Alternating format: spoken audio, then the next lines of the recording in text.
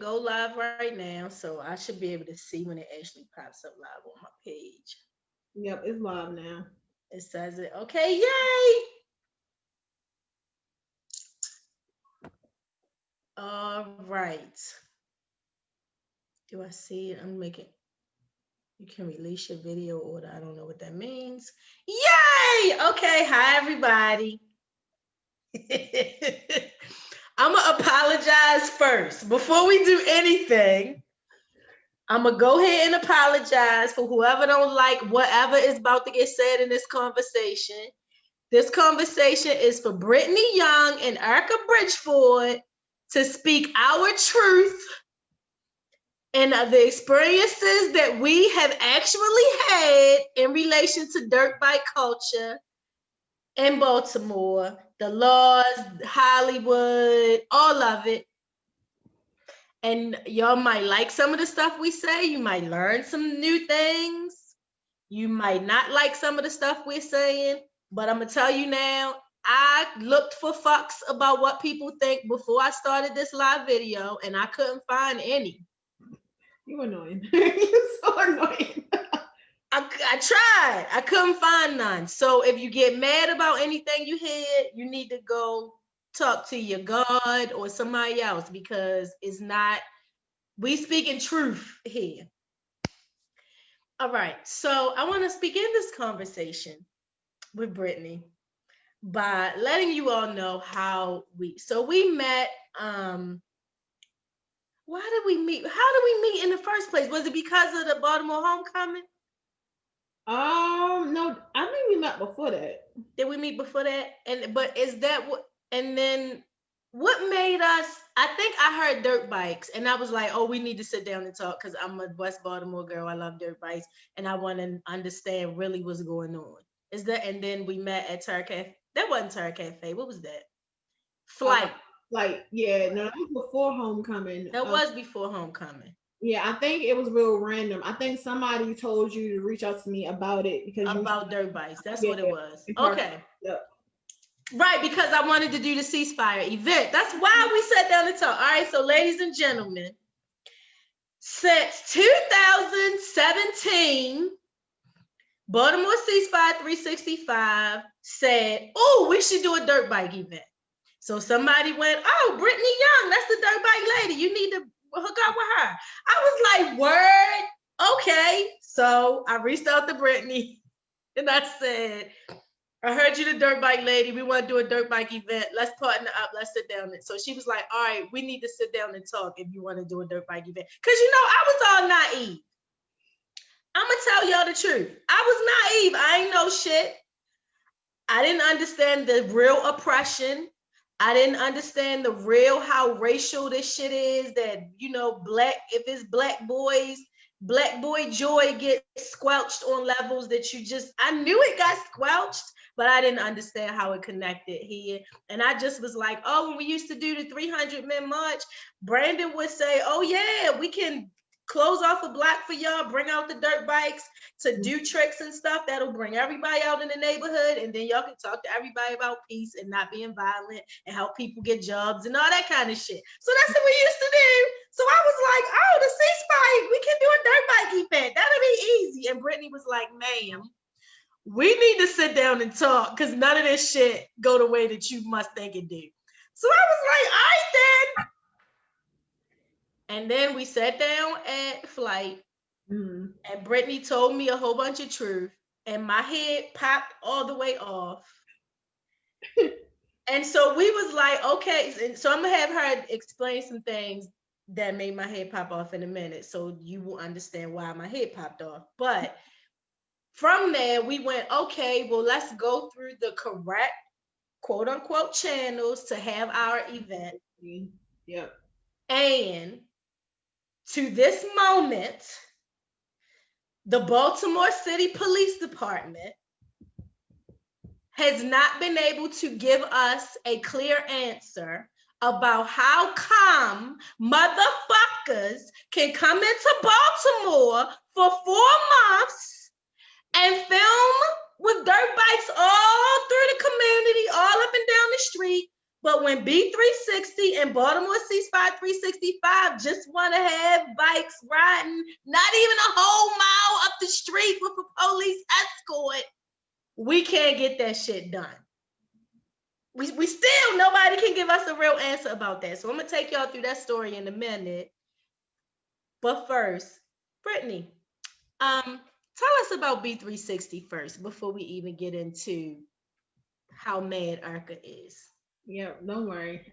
I'm laughing because you get to be mad because for me, I'm just like, it don't even matter. Like it don't matter. Because from now on, we've made a decision. We're not asking for permission no more. So when y'all see us doing whatever we want to do, please know we've been asking for 4 years for permission and nobody could give us clear answers. And I'm not sending no more emails. I'm tired. Yep. Yeah, so I think, starting B360, we shifting people out of traffic through programming, safe spaces, and opportunity. So as we know, people ride dirt bikes in Baltimore, but every major city in the US. But the only way cities have like stopped at has been like dirt bike police task force. You'll see like Foxtrot.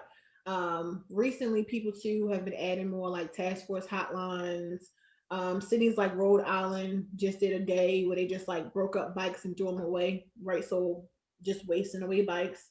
So I really want people to think about proactive solutions that most dirt bike riders, for one, start as little kids, they're like 5 and 6, knowing everything about bikes because it's just like that passion, that sport, their release, as we know. And then a lot of riders too just have skills that can really pay the bills, no pun intended. And then when we look at the difference between like our style of riding and like X Games, it's no difference. So really want to grow that industry to include people that look like us because if people are getting paid, why is not the same riders from Baltimore too when it's dirt bike capital? And that's what we're really focusing on. We have the same outcomes of a dirt bike police task force of 1 in 0 people in streets and traffic. But the way that we do it is through programming, safe spaces, and opportunity. And so far, it's been 7,000 kids with no help from the city. 36 jobs provided for actual dirt bike riders or returning citizens. And then, of course, COVID hurt our budget. But really want to be a change, be a shift. And my only job is to just uplift all of the beauty, the ingenuity, and the talent that was already here. Not really being like a savior. That's not what we are, never what we will be. But people that acknowledge how smart we already were and then wanting things to be better, especially living here, being from here. I'm from Park Heights, riding, that's just a part of like my experience as a black person. Dirt bikes are as much a part of Baltimore as like the snowball, as what crabs, natty bow. That's right. Yeah. So like right. so we can embrace this and embrace it and working with the city to figure out what it looks like. And it looks like B360. It does, yeah. So I want to start at one of the things, some of the stuff that made my head pop off that first day when we talked was good stuff. So I want to start there first. Good. So in talking about in talking about how smart riders are fixing their own bikes, like so it means that riders have skills that really is all science and physics and shit, and they don't even realize that that's what it is. But through B360, you're able to be like, yo, that's science that you're doing. Merge them together, right? Yeah. So talk about the kinds of things that dirt bike riders do that's actually like science. Yeah. So it's funny because we actually had just got tagged in a video. I think Nicole tagged us, Nicole Munna from Alpha Justice. They was in the Oliver community, I think on Saturday. It was 4 or 5 little boys. They couldn't be no more than like in the 5th grade. And she helped them go get some oil, right? Because for a dirt bikes, it's a 2-stroke and it's a 4-stroke, and that's just too many things already. It's like a 2-stroke is what riders use in the streets because it's lighter, so it can pop a wheelie easier. And a 4-stroke will have more power sometimes, but it's heavier. But to make sure the engine doesn't bust, right, you got to mix the gas and the oil in the correct way. It's the same way you do an oil change. It's also what riders got to think about. So these little boys who, again, didn't go to school for this, just got a dirt bike, excited to ride it, was asking Nicole if she can help them get some oil because they need to get the gas out, right? So somewhere in their heads, they process how much oil they needed to make sure they can still ride, and how to like keep turning the gears to pump out the gas so they can make sure they had the right ratio, right? And that's not because they went to school to learn like thermodynamics or to learn about fluid and Newton's third law of like, like particle exchange, none of that type of stuff. It's legit just because they care about their bikes, and they care about like how meticulous it is to maintain, that they want to get it right. And so that's what I mean, right? Little kids can tell you how much gas they need versus how much oil they need to make sure their bike can do the best really so that it can run correctly. And then when I think about more stuff, so we all hear the mat noise, and you'll hear them like meh, meh, meh, meh, meh, and you might hear meh, meh, or you might hear meh, meh, meh, meh, meh, right? But that sound is the riders changing the gears so many times that the pistons are like, when you hear it go real, real fast, that's the pistons going like this, right? Or if you hear it go slow, that's Okay. the one shorter. But what we Okay. call it in engineering, that's like torque, and that's like momentum, right? And that's like a skill set that you can hear it and know how to make your pistons go this fast without exploding the engine, just because you can just While listen. popping the wheelie, mind you. Yeah, while popping a wheelie, right? So you have to think about, so in my side it's a physics equation, or distance equals velocity times time, right? So you gotta think about the distance you have on the street, how fast you gotta go, which is the velocity. So how much time do you have to not only think about the torque in your head of hearing that mat noise to make sure you can change the gears and the pistons go real fast, but then also balance yourself against gravity, and then all of that at the same time, right? And that's Right. how, So you gotta not fall and bust your ass, not have your engine explode, and right. pop a wheelie at the same time. But before you even on the street doing that, Yep, you you gotta have worry, to know how much oil and gasoline, what that mixture is supposed to be, right, and so that like, yep, so that you can even get to that part. so And you that's can even get to that. right. And knowing about like, it's different tires that dirt bikes have, right? So you also, the same way you go through a tire check when you go to a mechanic, and it, like, your tires can eventually like rub dry, rub raw. Dirt bike rides have to think about that too. Like, what kind of tires do I have on this bike? It's like levels of bike. So the numbers on a bike mean a kind of engine. So most like smaller kids ride like 80, that's like an 80 cc or cylinder engine. Older riders ride like 450. So again, the engine just gets bigger and bigger and bigger, which means more Mm-hmm. power. Okay. They even have to figure out what works the best for that type of engine. So like we do a lot of events in like parking lots, but the lots may not be big enough for older riders because they have a bike that requires more power, which means they need more distance to pop that wheelie. You know what I mean? Because it's velocity. Right. So distance equals velocity in time, right? So in their head, they can Let see me tell you something that our riders know. Distance equals velocity times, bitch. They can hear that shit. They can hear it.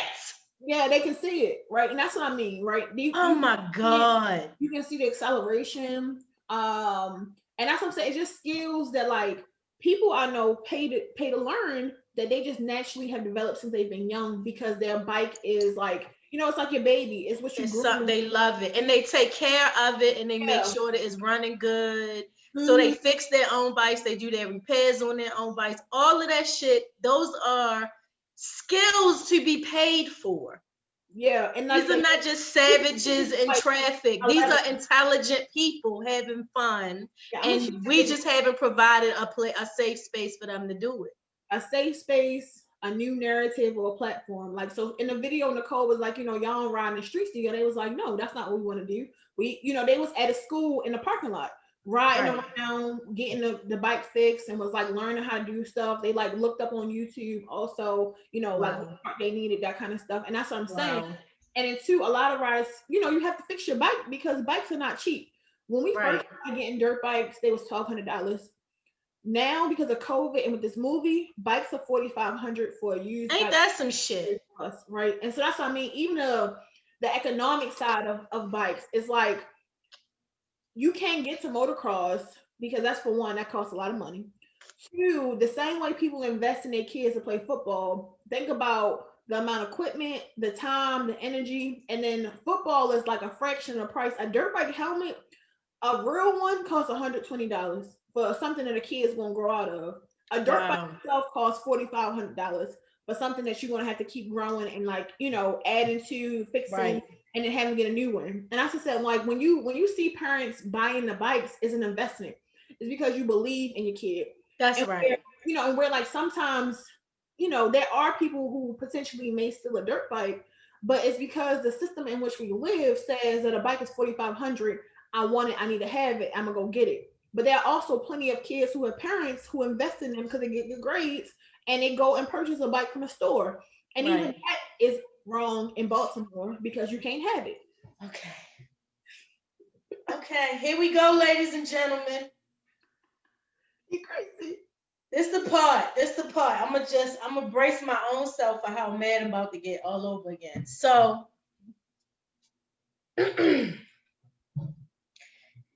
so again, this whole connection between Brittany and I started because the ceasefire movement wanted to do. We love dirt bikes. We Baltimoreans. We love them. We get it. We understand it. And we get that it's dangerous to ride in traffic. No matter how excited I get when I see the boys in the street and I'm the one yelling and blowing my horn, they're like, hey, get it! Ah! That's wrong. I probably should stop doing that because they shouldn't be in traffic. Okay. So we said we wanted to do a dirt bike event. So in this conversation with Brittany, she was explaining to me, so that the part that she was saying we were going to come up against, and she was absolutely right, is that it is illegal to possess a dirt bike in Baltimore. Mm-hmm. Right? And so that means it's not just illegal to ride it, it's illegal that a dirt bike is in your possession. Mm-hmm. Right? So that means that if I call the police and say Brittany has a dirt bike in her basement or in her backyard, correct me if I'm getting any of this wrong, but it gives the police probable cause now to search your premises because there's something illegal there, right? Mm-hmm. And so now they can search Brittany's premises and get the dirt bike and whatever else they find, she can go to jail for, mm-hmm. Right? Okay. Or if I was already on probation or parole, having a dirt bike may be the thing that sends me back because it violates my probation. To jail, actual jail, yes. For a dirt bike. So let's break down how fucked up and racist this is. Real quick. So what happens when the motocross comes to town? Do they possess dirt bikes when these motherfuckers come across Baltimore city lines? Do they have dirt bikes? They do. They have the same ones that the people that we use have. They're the same exact vehicle. The same ones? Are there police at the city lines to take people's bikes? Or do they come to the arena? What the fuck is it called now? I know it's not the city. I'm almost 50, so I still call it rural farms. They used to, are there police at the does a dirt bike task force show up at the motocross at Royal Farms Arena and be like, I'm sorry, white boys, all of these dirt bikes are illegal to possess in our city, and so we have to take them from you all, and possibly y'all might have to go to jail. Does that happen? No, the motocross people didn't even know it was illegal to own a dirt bike because the police is the one that helped them. They get to come to Baltimore with the same bikes that our babies riding, and they get to leave with money. Yeah. Goo-gubs of money for having illegal something in our city.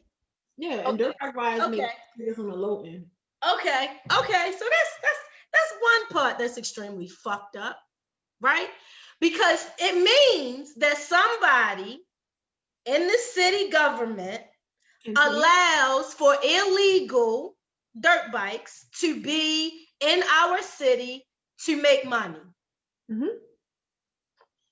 Okay, so there's that number one part that's fucked up. Okay, so I said Brittany, so I got mad at flight. I'm surprised we didn't get put out of flight that day. It's a good thing Ray loves us because I should have definitely got put out this day. I said, well, Brittany, why are dirt bikes illegal? Okay, Brittany, why are dirt bikes illegal? In 2012, November 2012, a law was crafted.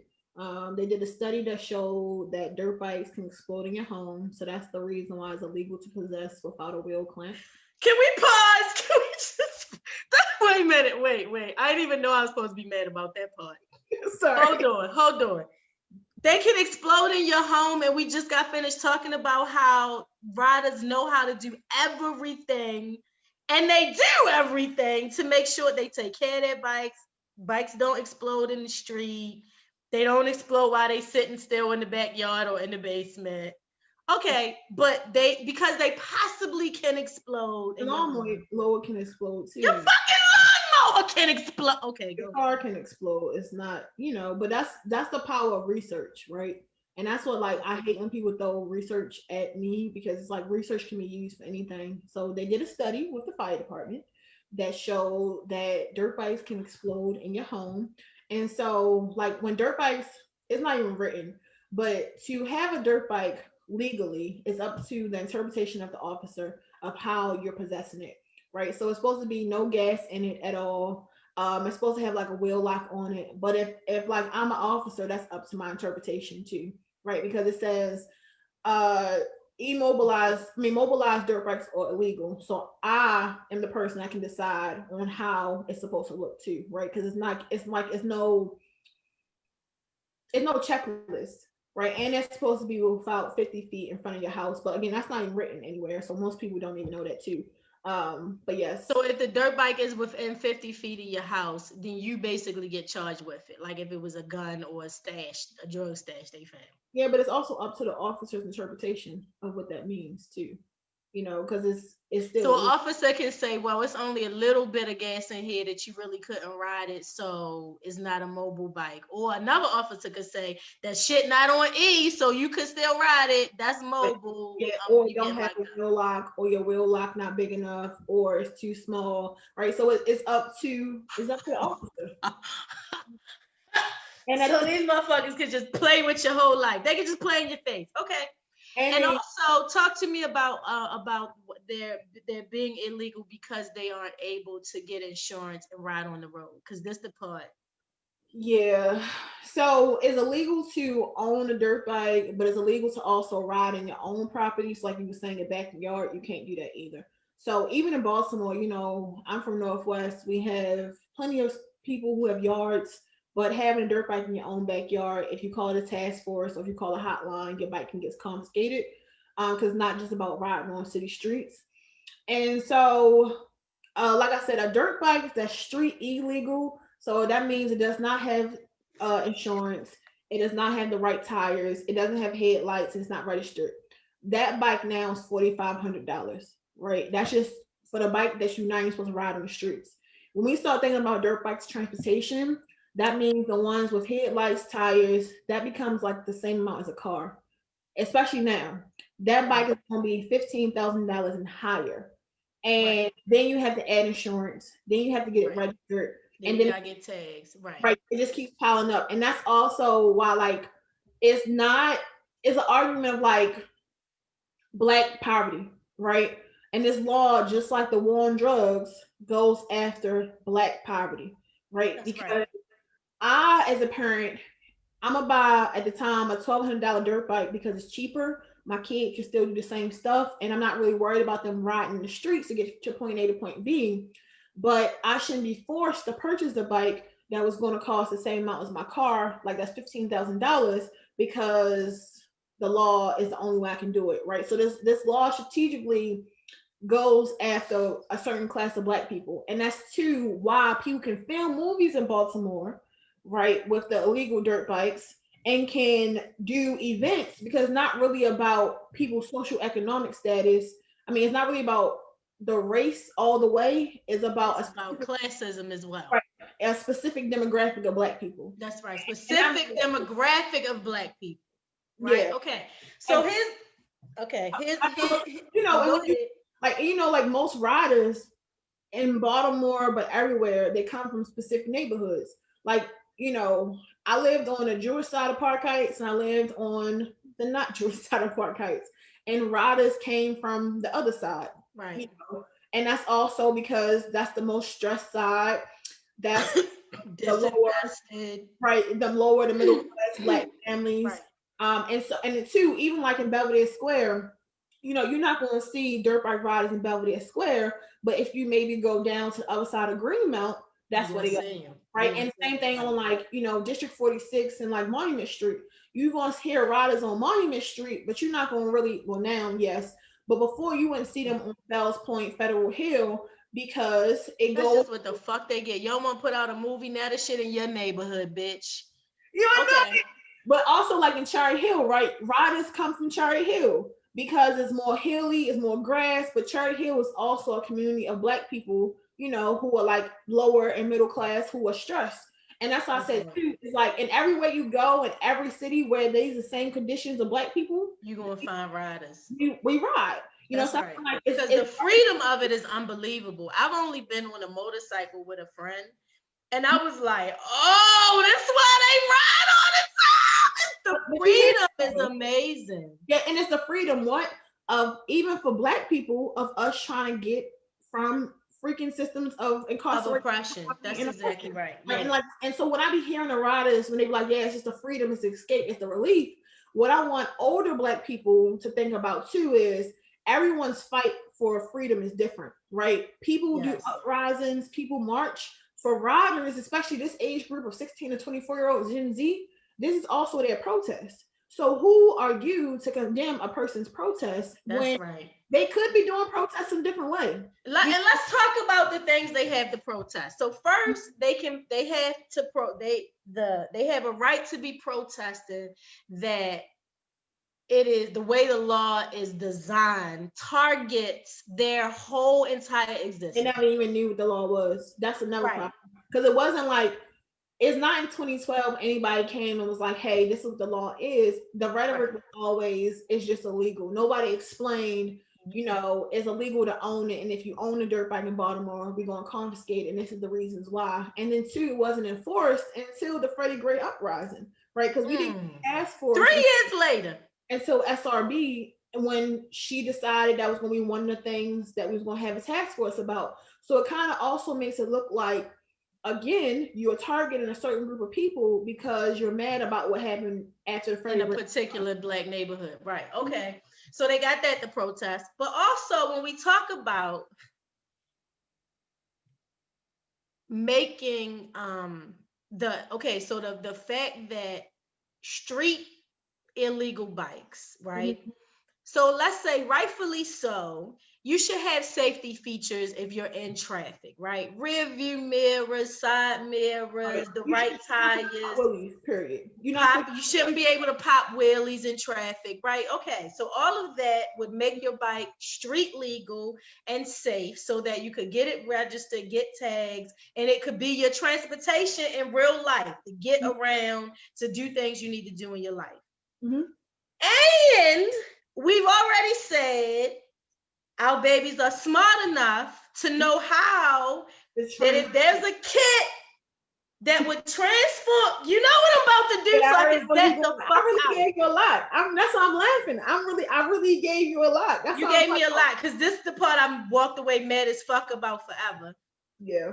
So there are ways to turn an illegal bike to a legal bike, So you right? So there are kits that you can Yep. buy. So you can use it for transportation. You can use your bike for transportation because you can make it completely legal with all the safety features, right? And our babies would know how to turn their illegal bikes into legal bikes, right? Mm-hmm. Except why can't they do that in Maryland, Brittany? Because the state of Maryland says that process is illegal. So what is that? The NBA has made that process, you can't do it. When I spoke to people from the state NBA 2 years ago, nobody could explain why. So in theory, because Because they love black culture, but they don't fucking love black people. Continue. so in other states, like so we have done that. We've converted a dirt bike in Pennsylvania. I mean, we did it here in Baltimore, but the registration is in Pennsylvania for that reason because that NVA system allows us to purchase a converter kit. A converter kit is less than $100. So we was able to take a dirt bike that was again 1,200, 12, probably like 1230 or something. And now one of our riders uses that to get to work. you know, and that same thing is what we can do here in Baltimore. So, and when I say use to get to work, he not popping willies in the street though. He not, you know, doing all of that. He legit has headlights, tail lights, registration, and he got his motorcycle's license that I had to pay for too. So that he can make sure he had a fast, easy, safe way to get to work that didn't cost the same amount as a car because I wasn't buying him no car. Mhm. And so we took, you know, a machine that was 1200 and have been able to help him have basically like what he would need for a car, but have a smaller carbon footprint. But I had to go through Pennsylvania to get that done because in Maryland, that whole system of buying a converter kit, putting on the headlights, tail lights, registering the bike does not exist in this state because the state outlawed it. But So you, it is illegal to yeah, turn an illegal bike into a legal bike.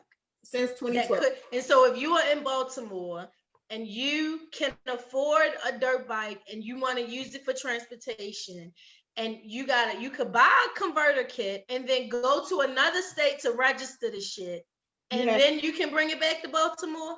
right, and that's And all. this because it's a legal bike, and now it's not illegal to possess that bike. Right, exactly. Because you converted it. But your tags, your title, your Would insurance be from another state will be because you from can't do Pennsylvania. it. It is illegal in Maryland. Like, I don't know.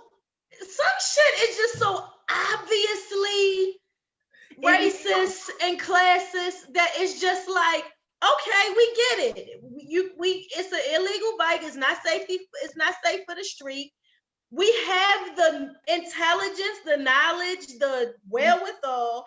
We do science all the time. We don't blow ourselves up while we popping wheelies. We know what the fuck we doing with our bike. If I can figure out, if I can listen and watch to make sure my shit don't blow up and figure out how much oil and how much gas and which rent is one too many before the bike blow up. If I can do all of that, surely I can put fucking mirrors on the bike and make the shit legal. and It's not that Maryland says it's illegal for me to do that for some reason that nobody has been able to explain in real life. yeah, and that's Other than because. yeah, nobody, and you know the people that made the law in 2012 don't, you know, they're not around anymore. But when I asked the state what was the reason, they didn't They even know don't that fucking that know. part existed either. And They that's don't why I said, fucking know. like, you Nobody know, knows. Nobody people. knows. And I want to be very clear. This is not, so we absolutely need safe spaces Mhm. for our riders to ride. And if there were dirt bike parks in Baltimore or safe spaces for them to ride, riders will go to those spaces, right? I mean, we And filmed so once they was there I every think day. right. And so it's not just about the fact that like when white people in general, right, they got all of this land, they can buy dirt bikes and ride them on their land. But if they live in Baltimore, they can't technically, right? And Because it's illegal, yeah, right? Because it's illegal. yeah. But that's not really even our dilemma because our dilemma is if it's illegal to possess them, then okay, so let's move into talking about events and movies and shit, right? Right? If we want to just follow all of the different places of how this shit is oppressive and just targets us just to be fucking targeting us, right? Mhm. So if B36, okay, so I'm gonna talk about the event we've been fucking trying to do. All right, so we said, all right, we want to do an event to do several things: promote and uplift the work of B360 so that people in Baltimore understand that there's real programming happening around dirt bike riders, there's real job opportunities, you know, all of that stuff to really see what B360 is doing and what it has the potential to do in the city. Also, to acknowledge there's real conflict between people who hate dirt bike riders and dirt bike ride culture and people who love it, right? So, okay, during the ceasefire weekend, which also it coincided with B360's launch for the summer program, Mhm. we were going to do an event that ceasefire weekend that would have a couple components. So we would start at the college, BCCC, Yep. right? Have a community forum, talking about the issues, having Right. mediators. Having mediators there. So we were going to have a panel of riders and moms who are riders. We got to talk about that in a minute too, because that shit blew my mind. Moms who are riders, right? Have a panel of people who actually ride so that people in the audience could actually listen and understand, right? To humanize what riding really is about for people, but also to take questions from the audience, right? And then have breakout tables and put people at tables to have whatever their varying opinions were, and have mediators there so everybody could feel heard and understood, and people could actually discuss, really vent whatever their different thoughts were about it. And then from that event, leave there and have a caravan. Is where we get mad. Have a caravan, a transportation caravan, we were calling it. So it wouldn't just be dirt bikes. And it will be riders that's in programming, so not random riders in programming. So they're gonna have helmets on, right? Okay. And then in the B360 programming, we were gonna have bicycle riders, skateboarders. Anybody you can think about in transportation. When we talk about like regular roller skates, right? Just have a caravan of alternative transportation led by police on motorcycles. Yeah. Like less than a mile from the college up to Park Heights. Yep. And then we were gonna do an event where B360 would be showing you shit. What was y'all gonna be showing? You know, so like the science, but also like having the kids do a show right there too. You know, it's like something family friendly, block streets, that kind of stuff. Right. You know, again, like and sage in the air because y'all. So we were gonna sage. All right. So as the caravan was coming to the spot in Park Heights, we were going to have community members standing along the sides, staging. So they would be riding through smoke, getting blessed, to honor riders who've lost their lives to violence, right? And to like form a peace treaty between riders, that community, and the city and police. Right. Okay, so that was the event that we wanted to do. So we tried it in May 2018. No, this started because we met March of 2018. So we were trying to do it for that August or the May or August. The May one. May and we talked to, we talked to the mayor. So we went through all the proper channels. We went straight to the head. We went to the mayor. She gave us the blessing. We went. That's what happened. Pew said yes. She did say yes. She said yes. Just on her task force for dirt bikes too. She said yes. Then we went to the police and they first said no. They said it's illegal. And I said, say no until the day of, by the way. Don't get me. Okay. Oh, I forgot about that. Okay. So they said no, it's illegal. So we went back and said, I know, but it's also illegal when the motocross come and nobody tells them no and tells them that it's illegal. So how come if we're asking to have police, something that's going to uplift the city, and we're asking for police to be the escort for less than a mile riding up the street, how come we can't do that, but motocross can bring all of their bikes ahead and make millions of dollars off of our city and then leave? And y'all said can y'all connect me with them people? Whoever the fuck give permission for that shit, just connect us with them. Yeah. So they can give us permission too. Right? That was what we said. Okay, we got ignored. The next year we tried to do it again. But this was the same year. We tried to because then we tried it in August. Yeah, we talked to police commissioner Harris. This one. When was that 18 when we okay. This was all 2 years ago. Yeah, this is all. I'm really mad now. So then Harris comes. I'm gonna try to keep my cool right on this part. Yeah, I got this part. I got this. You keep go ahead. Yeah, so we talked to him as well. He liked the idea. He heard us out. And in person, right? This was an in-person meeting. In person, yep. And what did he tell us? He told us, yeah. He said yes, right? To our face, he said yes. He said he just had to check on the schedules. for we wanted to do it motorcade because there are only a certain amount of motorbike police officers, and so we had to see if they were. And he asked, and because we had already put the permit in with the city too, so then he asked, like how much we could pay them, and we said we would pay them whatever, like whatever. Right, because we had Red Bull and whoever else sponsors that, and we knew. Oh, and that's what we were trying to get it in time so that we could raise whatever money we needed. Mm-hmm. Yeah, and that would have been fine. Yeah.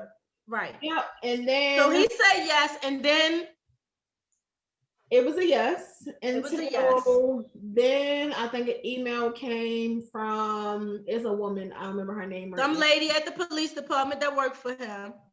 Yeah, and she said no. No, it's illegal. So I said, and this was for the August ceasefire. I mean, and we was just like, duh.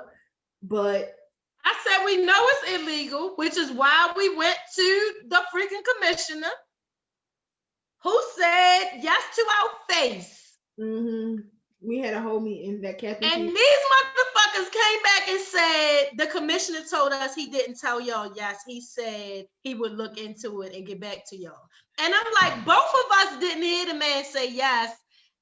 And he didn't say he would get back to us to see whether or not we could do it. He said he would get back to us to see if it was any officers available. Mm-hmm. And we've been waiting for that ever since, and nobody ever got back to us, and that's why we checking with y'all now. And now y'all telling us he's trying to come and say he didn't say yes?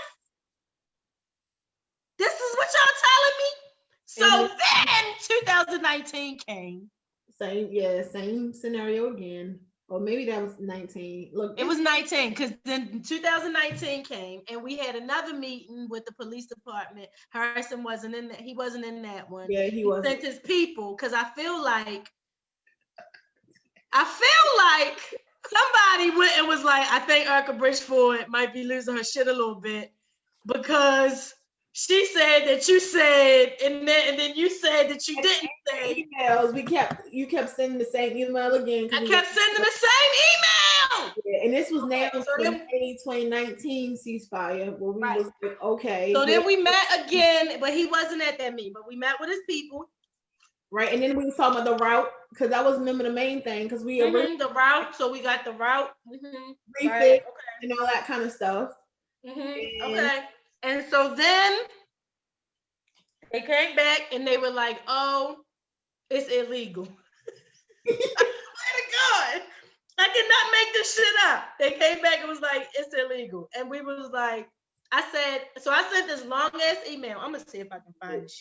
I hope you don't find it. She sent a very long email because I was mad, bitch. Okay, I'm gonna tell y'all the gist of this long ass email that I sent. I didn't have no cuss words in it, but the point of the email was y'all gotta be fucking kidding us right now. And the movie had started filming in 2018, so that's really right because they already started filming the movie. That's why we were mad, because we were like, okay, they were filming the movie for months. Dirtbike riders, 2018. Say it again. October 2018 was when they started filming it. Yep. So they started filming in October of 2018 after they had just told us the shit was illegal twice earlier in the year, right? Mm-hmm. So the same illegal thing that they told us no about, they allowed starting in October of 2018. Mm-hmm. So when 2019 rolled around and they still filming until January of 2019. 2019 in January is when they wrapped for the movie also. All right. So we meet with them. They say, oh, this sounds great. We'll see. Okay, let's figure it out. And then they came back and said it's illegal. So I sent this long email. Point us in the direction of who said yes to this movie then. That was the point of my email. Well, then who the fuck said yes to this movie? And can you connect us with them? And what permit did they fill out? What permit did they fill out? How much money did they pay? Like who? We will go through that same fucking process to ride less than a mile up the fucking street with a police escort when these motherfuckers just spent 4 months with the same riders who would be arrested for riding were used in the fucking movie riding. and they rode all through District 7 and was called up there on the bikes to get there. It wasn't like they pulled up in trucks and got police escorts through the neighborhood with the streets blocked off by the police. I'm sorry, say that again. I was freaking out. I'm sorry, what happened? They also had the police like blocking off the streets with police escorts to do the filming. And that's the same district where we was trying to do our event, by the way, too. That's why it's always funny. I can laugh because I don't it doesn't I'm so mad. I'm used to it. So that was my long ass email. Really, the email just like it itemized all of the conversations we've had. And here's this the place we keep getting stuck is that it's illegal. It's not that we don't understand it, it's illegal, but it's y'all still allow dirt bike shit to happen in this city. Some kind of way dirt bike shit happens in this city with the city's blessing, and we just need to understand how the fuck to get that blessing for 45 minutes. Not even that route was 15 minutes. 15 minutes to just ride up the damn street with not even just riders with helmets on and programming with all these other people too on bikes and skateboards and shit and police escort on motorcycles. And remember that and stage when they did the Grand Prix downtown when they redid the streets, and that was illegal because you can't race on city streets either. That's what I said. The city accommodates stuff when they want to, but not. Can we also pause real quick? Okay, so remember those bike parties? What'd you say? The bike parties when they used to have the people drunk on the bicycles riding downtown and all over going through Charlie Hill and with no helmets on, drinking. Drunk riding with no helmets on. I'm sure that's illegal. It is, but I mean, the new bike parties I like, but the old bike parties I got. But they mostly what color? On this side of my hand or this side of my hand? You know the answer to that. I'm gonna say this side. Okay. So all right. So I send this long email saying we don't want to hear that it's illegal anymore because that's not. If y'all gave everybody a no, if motocross wasn't able to come into our city with dirt bikes, we would be okay. We would say, oh, okay, that's fair. If this movie hadn't just shot with dirt bike riders all in the street, all through the district for the movie, we would, if y'all told them no too, if y'all said, oh, I'm sorry, y'all got to scientifically green screen dirt bike riders into the fucking movie. Y'all can't actually ride. But that wasn't the case. Right, but that wasn't the case. During the same time, once again, what's the difference between me and Erricka and Sony, and it's only money?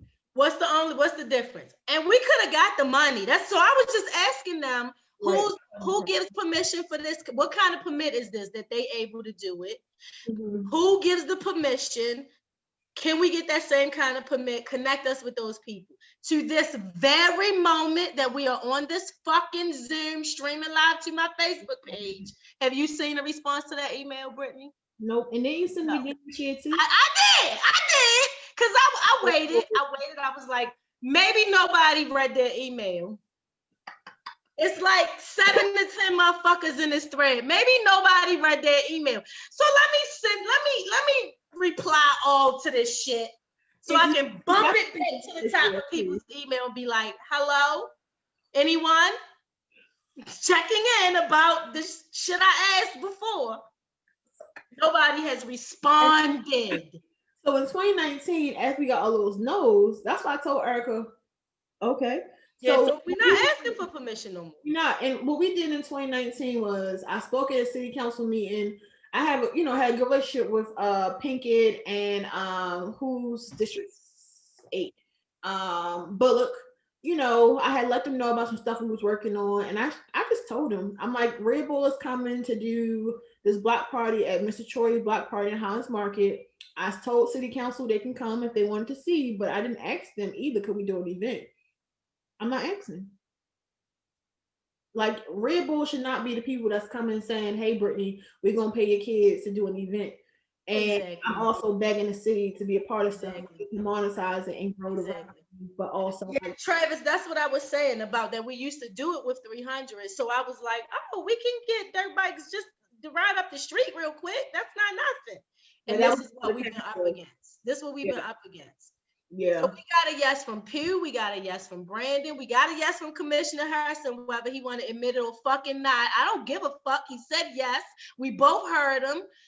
He can say that's not what he said, but I mean, I tell y'all when I'm lying, and this is not one of them times. We got a yes from Councilman Pinkett. You know, everybody was excited for that ceasefire weekend. And right. We just never heard back on how do people film movies and all this other stuff. That's right. Illegal. Since y'all gonna keep telling us no, it's illegal. Connect us with the people that make the shit legal when it's able to come into our city and make all this money off of our culture and off of our riders. Okay. In our case, the city can just keep missing out because we're still gonna do more stuff. So like, you know, I'm gonna just always ask Rick to put it up front, and then the city gonna miss out on the back end. That's exactly right. No reason how we do events with Red Bull where the city don't support, and it's only going to get bigger. You know what I mean, it's like, and how do we travel across the whole country with Red Bull and Toyota when our own city don't support us? But everybody want to talk about, you know, economic advantages for Black communities. Everyone want to talk about a dirt bike space, but forget about the policy needed. And everybody want to talk about Black voice and youth voice, but here we are with the same fight every day. It's because me and Erricka not rich enough. And my name don't mean shit. Y'all can say, oh, but you Erricka Bridgeford. You can do, bitch. Erricka Bridgeford done sent all the emails. I don't wave my nub in people's face. Handicap dirt bike rider permit. What the fuck? It don't matter. Panels, yeah, it really. Nobody has been able to. And I'm going to say this. I had a conversation with somebody. It's a good thing I don't remember names because I don't remember the person's name. But they pulled me aside one time after one of these meetings, and they said, this problem that you are having about finding out who gives permission to do illegal things in our city, it is a real problem in the department because nobody ever takes responsibility for who gave the yes. People know it got approved, but nobody ever says, oh yeah, that was me. Here's the process for how they got approved. And even like filming in Baltimore too, that process with BOPA, Baltimore Office of Promotion of Arts, is horrible, right? So that's why I also don't know how they did the movie, because nobody gets a film permit for Baltimore. Like that process can take, it's supposed to take 48 hours to a week, but unless you really know somebody, it doesn't get approved. Like when people come do filming in the city, it's not because they get a permit. So I still don't understand how they even got permit to film, because when we just did something too with HBO, I mean, I don't really care. I knew they wasn't arresting us, but BOPA wanted us to go through a whole permitting process, but could never tell me how long it was going to take. And I just told HBO, like, people don't get permits for this reason. Don't worry about it. So I really don't understand how they film. Don't worry about it. Yeah. We can just do it. Don't worry about it. Yeah, so can we back up for a minute and talk about what actually happened with Sony? So I know somebody tweeted about HBO, but it's not really HBO that fucked over B360. It's Sony that we're like, if y'all want to cancel somebody, bitch, cancel Sony. All right, I'm not a part of cancel culture, so I take that back. But not cancel, but be upset. Not cancel, but hold Sony accountable. So let's talk about what happened with Sony. Yeah, if you're gonna watch the movie, also make sure you donate to B360. So in 2018, it was filming the movie. We already knew a lot of riders too. Again, was locally was supporting, and I think too a lot of riders right now are also upset because they was a part of a film that kind of also shines them in a bad light of drug dealers, criminals, and that's not what they signed up for. A lot of them were under the guise that it's going to be an adaptation of directly 12 O'Clock Boys documentary and focusing more on like those stories of like, you know, the OGs in the game. Like, so Meek Mill's character actually is about a dirt bike rider right here in Baltimore, right? Without him going to jail, because that person that went to jail. You know, so that's like... I'm sorry, I haven't seen the movie. So you said in the fucking movie, the rider goes to jail, but the real rider in life did not go to jail. So they just made up a story, criminalizing the person. Yeah. Because that shit is cute. So I just want to say this real quick. It is violent to continue to portray Black people as criminals. That is violence against Black people. Okay, continue. Yeah, I mean, the same too, like, you know, the Midnight Click is the 12 O'Clock Boys. but they have them being a gang that sells drugs and carries guns, right? Mouse is Pug. If y'all know the story of Pug, that's who it is. But Pug's brother Tibba, who is Squirrel in the movie, didn't die of being in the streets. He died of an asthma attack. But in the movie they have it that Tibba Squirrel died of being in the streets. And so starting there, a lot of riders I know are just pissed because that was not Because what they didn't sign up to be portrayed as people yeah. going to jail and getting killed. They thought, so when they first participated in being in the movie, they Mhm. thought it was going to be something that shined a light on the beauty That of actual Baltimore world. dirt bike culture and their Right. actual life. Right. And some riders had the whole script. I mean, I think it's obvious which ones because those are the ones that have speaking roles. But there's riders who played a part on like the stunts and the behind the scenes and who went on to do stuff like Bad Boy, right? And really got into the film industry in that way too, or have always been doing stuff who never saw the finished product until it Until came. now. And Yeah, so they pissed. pissed is not the word, right? It's like Okay. it's once again how Mm. many times we going to be exploited to make money? Why And would then portray us in the bad light. that So you like exploit us so y'all can make money and plus portraying us in the bad light. right? And I know riders too who was in the movie who didn't get paid more than $250 for their part, right? And like I said, motocross riders make six figures. Sony cheap as a bitch in real life. Is it What they say to you, or Brittany? it was it just Sony or was it also the production company who did not have its boots on the ground? So Okay, so tell the story. So was it a part of that contract or something? They had to give some money to something good in Baltimore, and then they threw pennies. What happened? I'm gonna be quiet. You know what? I'm gonna mute myself on this part because this is gonna make me extra mad. Go ahead. No, so we know Overbrook is a production company, but a lot of production companies outsource. So they outsource to like a white production company locally. With Sony, when you film a movie, right, the Office of Sustainability is who reached out to me first because you have to like when you do something in like a city, you have to figure out how to give back. Right. And you have to do like a tax write off. And of course, a tax write off that makes people look good is to give to us.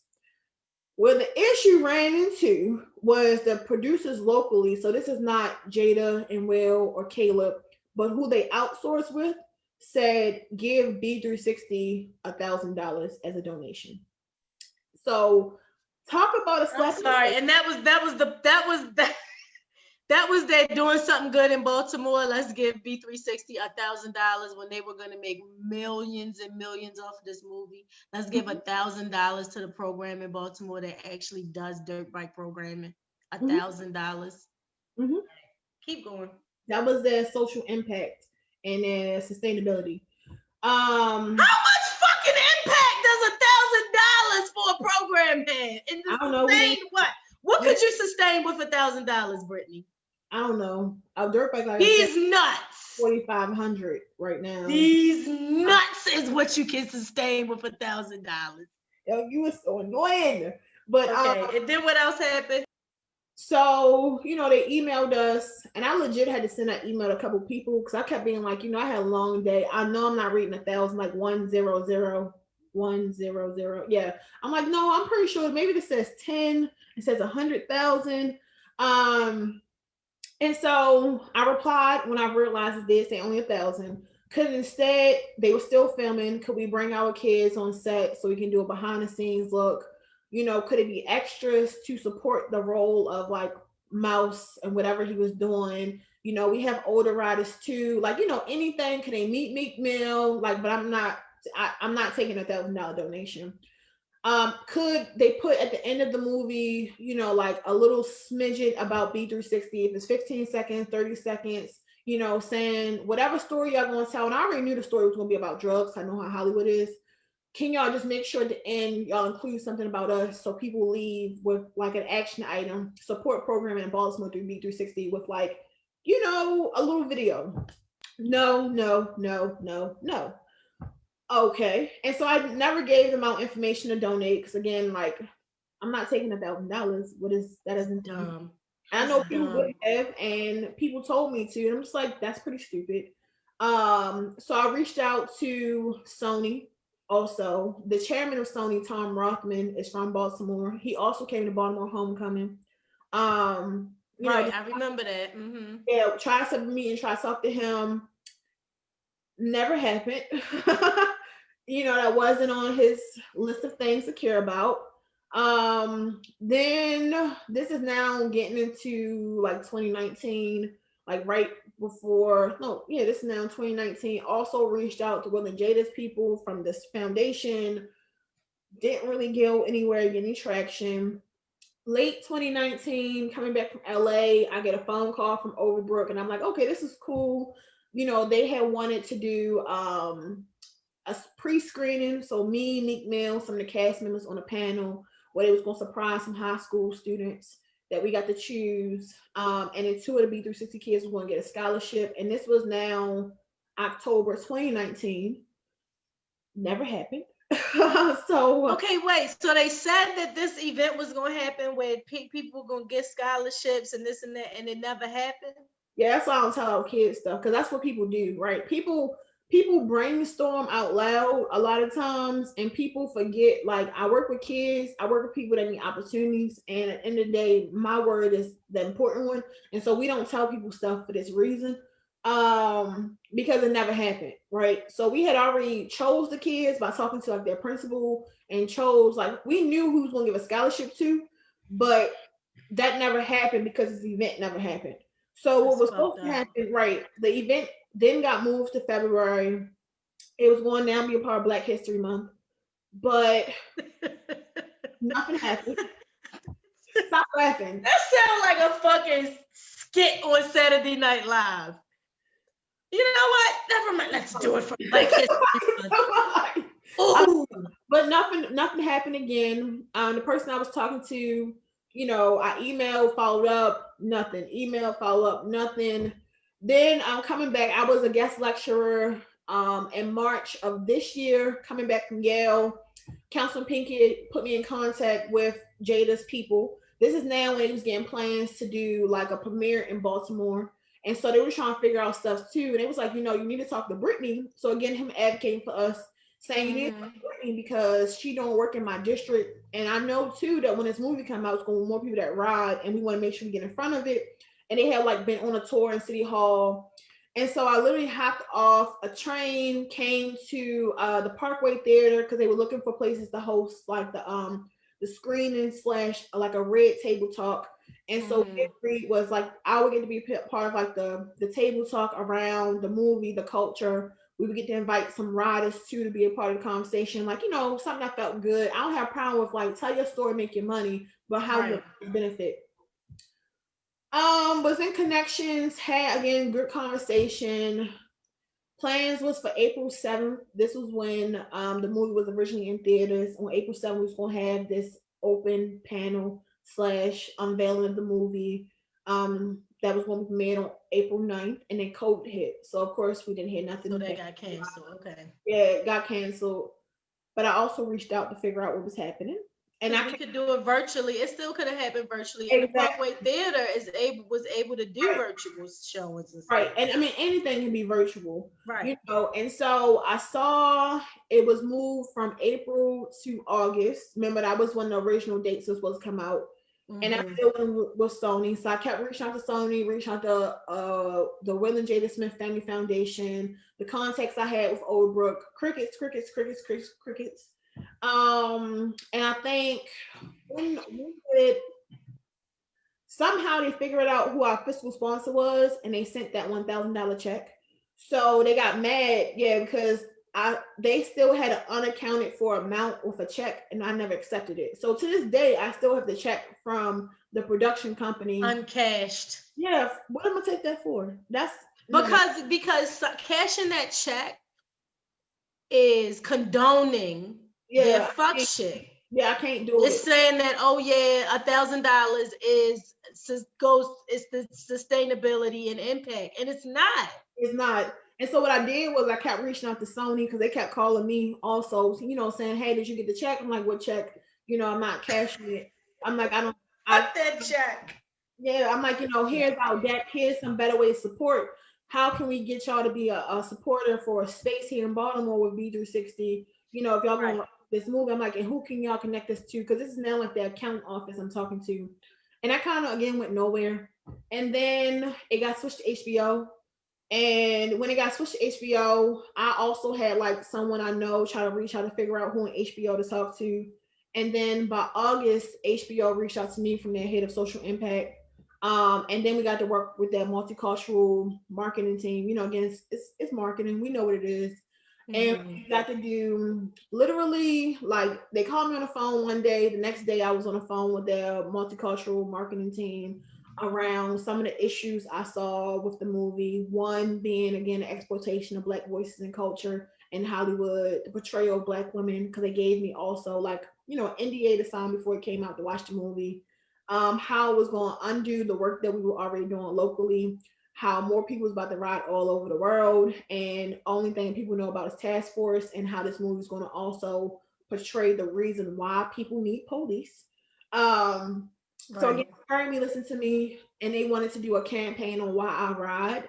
And that's the one that's on the Charm City Kings website. I mean, Charm City Kings Instagram and on the website. With Chino, Marvin, and then three B360 kids because we wanted to make sure people heard authentic Baltimore stories, and that's Right. important. And their rollout, the streaming numbers for that alone was great. Um, Yeah. I was on a panel with Caleb and who was it? Will Khaled, who's in the movie as Officer Rivers, and the man from A Color for Change. I was the only Black woman, and that was not the best panel to be on because it's supposed to be about Baltimore narratives like positivity, but a lot of it was about perpetuating the same things, saying that Baltimore, we don't have mentors, we don't have programs, and then me We having, don't have mentors in Baltimore. that's the perception the world has been telling. Like that's what people Are think. you serious? Yeah, and I had to really explain it's not that we don't have mentors and programs, is that programs and mentors, Don't have money. yeah, we don't get access to the funds. And so Will Khaled, and I appreciate that, he was really hearing what I was saying. And they wound up hearing too on the panel, but that. And then myself, Rashad, and Mrs. Troy filmed something else about our authentic Baltimore story. So again, not being in the trenches, not talking about blight and poverty and all that stuff that people always want to put on Baltimore as the wire. So we'll see when that comes out. And then we just did a campaign with Attention. So Attention is like a call to action platform where we actually talked about the laws and policies and wanting to get more people to understand what's happening in Baltimore so we can Mhm. make sure more people around the country cannot do this bullshit that we doing here, but do Right. stuff that B360 is doing. So that I said they've been really, So responsive. HBO has been a good partner and they've been listening to what you have to say and then Yeah. finding ways to address the things that you're actually saying, Yeah. even about the movie itself. Right. So the And person who made the tweet about HBO, that their probably that was their beef before they is tagged what? us. That Yes. was before. Okay. Right now, and a lot of times, I don't think so. It's not to HBO completely, but corporations and companies forget. Like for us as an organization, tagging means a lot because people are looking for 2 years. People keep asking us what we gotta do with this film. Right? For 2 years, people just like you have been mad, irate, ready to tear the whole city down. People have been linking us to this film, and we've actually had nothing to do with it. So Right.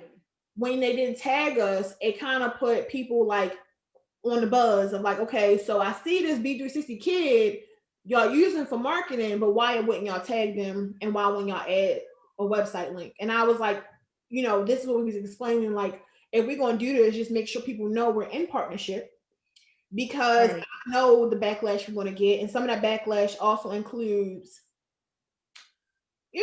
it's not just the Trump supporters. It's a lot of white liberals too. It's a lot of people who are in our inboxes telling me how our kids steal dirt bikes and how they sell drugs and in gangs and that kind of stuff. It's a lot of, again, people putting us with How many niggas do you get called? a lot. I mean, but that's Oh, been before this too, right? That's why I'm like, that don't matter. We did a campaign with Toyota called Make Up to Mud. If you go on the Supercross Live page and look for that, or if you go to my page and like scroll back from last year, we was called Monkeys on Dirt Bikes. We was on CBS. Ooh, ooh.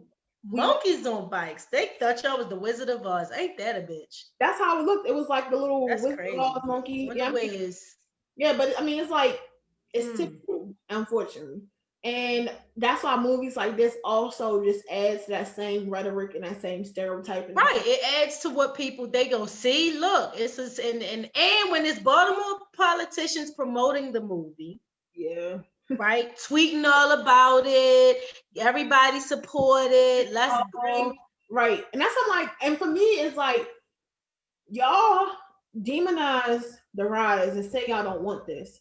But before this movie came out, everybody has been praising this movie, excited for it. Oh, people doing filming in Baltimore. I seen City Hall even retweeted back when there was a Sun article. I seen stuff in the Sun. I seen stuff from WJZ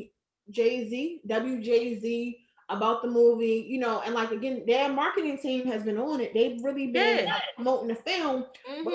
It's a slap in the face for Baltimore to promote the film. Because then when actual riders are like, oh, everybody love riding right now. Everybody's like, oh, the movie. So when more riders are like, well, let's be all over the city, y'all gonna be mad about that. Right. And so you can't really you can't let a film happen in Baltimore for 4 months and then not be prepared for the ramifications of not having a space, not giving the programming. That's right. Again, why do we keep telling the same monolithic bullshit story about Black Baltimoreans without first, even if you don't really want to tell a different story, acknowledge the fact that in that same zone where this was filmed, that was a predominantly Black middle class family before redlining. That's where Black people lived, right? And those families are still there. And the issue we have in Baltimore is not that it's not Black people who want to do better or Black people who come from 2-parent households. Right. Is that our communities don't get that we've never recovered from the war on drugs. We've never recovered from the crack and because we're still in the war on drugs right and now. We won't get out because the only way the city handles it is by gutting us and removing us. And that's gentrification. And locking us up. Right. And I wish that people would just take the time to realize, if you look at old pictures of West Baltimore and where we keep saying it's like the war zone, there was plenty of middle class Black families. Like my favorite picture is on North Avenue. I think this is probably like the 60s, early 70s, right before drugs. And it's this little girl, you know, she cleaning the stoop. That's marble, right? That's a marble steps. And all of the Black Renaissance happened on that street. You know, Ken Calloway, Billie Holiday, Ubi Blake, you know, they all from that same community, that same neighborhood, and Black culture thrived right here in Baltimore. But the reason why we haven't recovered on North Avenue is because people haven't put money into it to keep Black people and to keep growing. It's always remove the Black people, then we can work on the neighborhood. Put things there that we can't afford to participate in, and all of that kind of places we can't afford to shop. Mm-hmm. Or put a senior citizen home so you can get HUD credit and then move the Section 8 to the county, right? Because that's also the strategy. I did asset management, right? And I'll be like, and a lot of our institutions, not saying no thing, also add to that bullshit because you helping gut out your same neighborhood, right? I seen the Coppin Nursing Building, which is the oldest nursing building for Black people, period. And the first educational space that Black people can go to for nursing, which is a credit in the country, be knocked down for a parking lot. Yeah, so I don't think people also think about, again, the war is not the war is not just on Black people, it's on a certain type of Black people. It's absolutely on a certain demographic, a certain Angela Davis, the other day we were in that conversation with her, she said, she talked about that. She kept saying that, and I forget who she was quoting, but she said it was something that changed her perception about capitalism, because she said capitalism has always been racial. It's not just capitalism, it's racial capitalism. Right. Specifically. It happens to also impact poor white people, but it's designed to impact Black and brown people. Yeah. Yes. And we too, we have to be careful, you know, even in our circles and even in, like, you know, as brilliant and as smart and as like liberal that we are too, just making sure we don't add to the same bullshit. Like, Yeah. that's why I appreciate, like, Fight Blight, really about how do you recover neighborhoods with that community, right? Because me and my friends, I got friends that make six figures and higher, but if they move into certain parts of Baltimore, start redeveloping it, they doing the same thing that white people doing Because too. then you're moving Black people out who can't afford to live there, right? Instead of investing in the people in the structures that are already there. Yeah, and we That's just gotta right. be careful because, like you're saying, capitalism is a hell of a drug, and we gotta make sure we stop playing into capitalism because Yeah. we all gonna keep It's losing. made to destroy us. It Mhm. really is. It's designed to destroy us, Mhm. and to keep us out. Keep a certain type of Black people out, and Yeah. even I hate. I mean, I know we definitely get on topic now, but like the HBCU versus PWI argument, that's my least favorite argument because we also make it seem like Black people's degrees are held higher than people without. I hate that argument. Don't Period. even get me started. I don't have a college degree, but everybody in my field in this area that want to get what they want to become a mediator, I don't care if they in school to get a master's degree in conflict management. If they want to get actual mediation skills, they got to come and get trained by me. Exactly. And that's why I said I personally don't appreciate those kind of conversations because those are Right. tools that we picked up. It's classism, right? It's where they make classism intersects with racism, and Mhm. then it pits Black people against one another, and so there's the I'm better than you because I have more education. But I'm gonna tell you what, a college degree or not, I bet you don't know which murk will make your whole ass blow up in the middle of the street. I bet you don't know that. And your education, your pedigree also does not stop you from dealing with racism. And I wish more people would learn that as well. That degree does not be like, oh, no more racism for you. You It's have a not degree. bulletproof. It's really not. It's not bulletproof. It doesn't matter. And then who would you be if you let a piece of paper separate you from all your people? Like the rest of your people got to go through something that you don't have to go through now because you got this piece of paper. That would be fucked up for you as a human being anyway, if that's the mob you wanted to be from.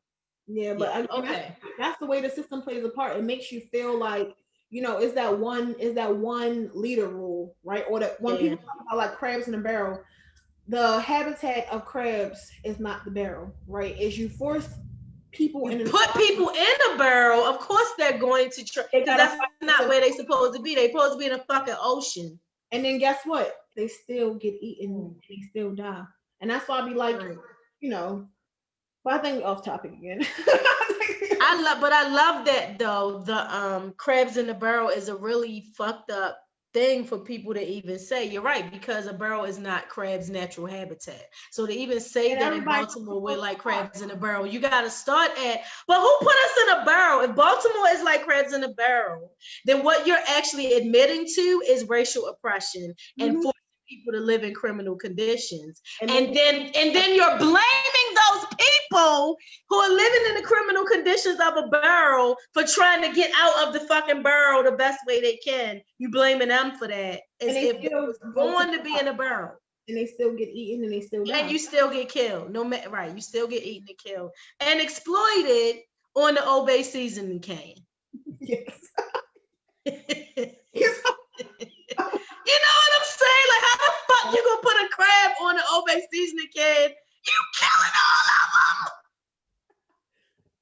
But I love Obey. But yeah. I mean, I do too, but it just hit me like it's the same thing with the marketing and the exploiting our riders and like using them to be the face and the all of it, and then gonna offer $1,000 for impact and sustainability, And what do and you not telling, and then having the movie portray people in negative ways that wasn't the way, as if telling beautiful stories about Baltimore won't also sell movies. You know what I'm saying? Telling beautiful stories about Black outcomes. won't Oh, sell that's not what people want to see.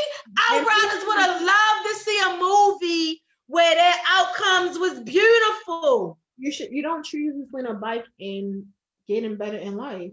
And I think too, I don't know. It's just like the world also believes that this is how Baltimore is, right? So it's been the corner, it's been the wire, it's been, that documentary about Douglas. So the world thinks the people think this movie needs an Oscar because the way that the world views Baltimore is from that same lens of like, oh, this must be true. Everything I've seen about Baltimore is about this. Everything I've seen about Right. Baltimore is just some kids killing each other, people dying. I know this deserve it. And And he even when you was doing good, you still ended up in jail. mm-hmm, And that's all of our fate. mm-hmm. Fuck out of here. Just me. Oh my God.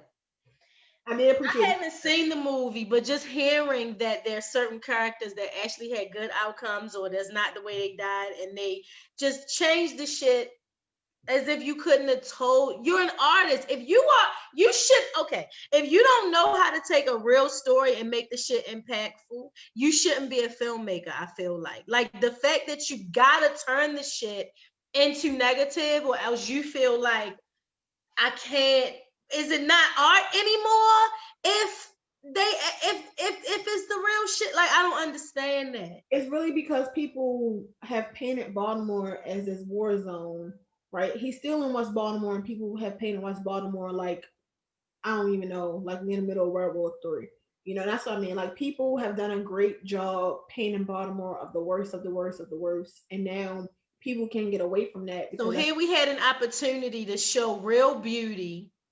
or just some Right. like that's I like Meek's character because his duality, right? He's a man that returned from jail who tries to do right, still a mentor to the boy Mouse. The part I did not like was him being a martyr and having to go back to jail. But he's the only character that's like two levels. Mhm. Mouse, they could have saved him. I hate that character.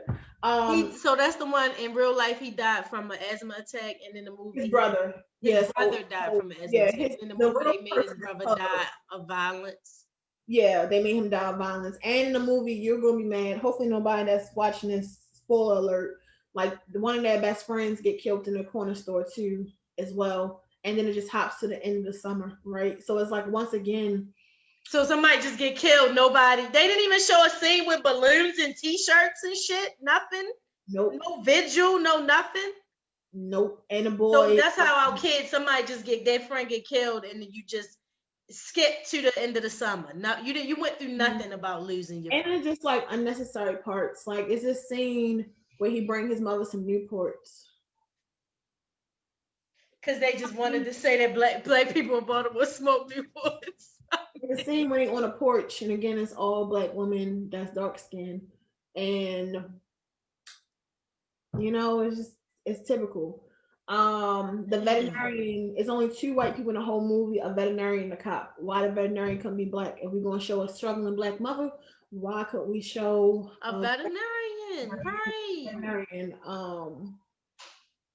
I'm And not gonna watch it. I've heard enough. I'm not gonna watch it. And even people who said they liked the movie kept saying the ending was dumb, but I didn't know what they meant. I guess so. The guy goes back to jail at the end. yeah, he goes back to jail. Mouse stops riding a dirt bike. His hair changes, the light changes. He looks clean, and he isn't like scrubs because he's a veterinarian.